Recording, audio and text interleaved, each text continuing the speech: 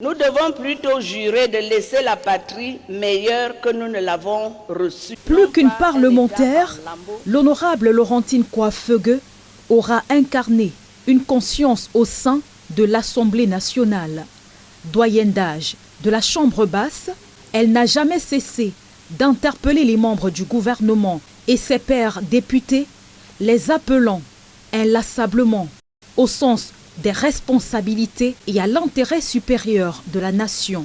Que ceux qui sont en charge de la gestion de la chose publique puissent faire preuve de patriotisme et de rectitude morale.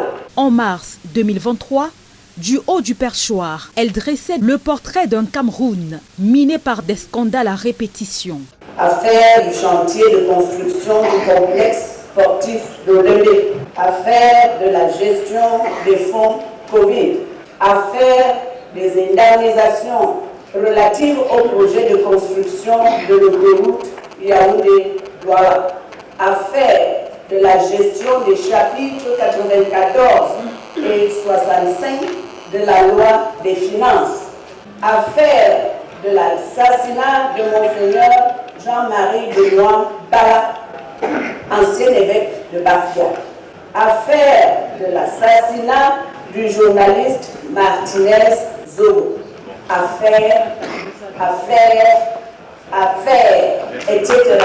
Elle dénonçait sans détour le mal-être des Camerounais confrontés au quotidien à l'état de délabrement avancé des routes et à l'insalubrité croissante des villes envahies par des tas d'immondices. Nos villes se meurent étouffées par des montagnes d'immondices. Les routes des mêmes villes et de l'arrière-pays se sont transformées en de véritables tombeaux. Les coupures intempestives d'électricité sont devenues une catastrophe énergétique. Et à l'approche de la dernière élection présidentielle, sa voix avait de nouveau résonné dans l'hémicycle.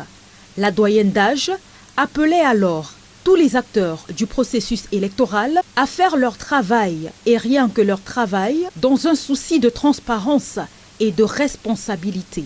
Que ceux qui ont la charge d'organiser sachent organiser conformément aux règles établies.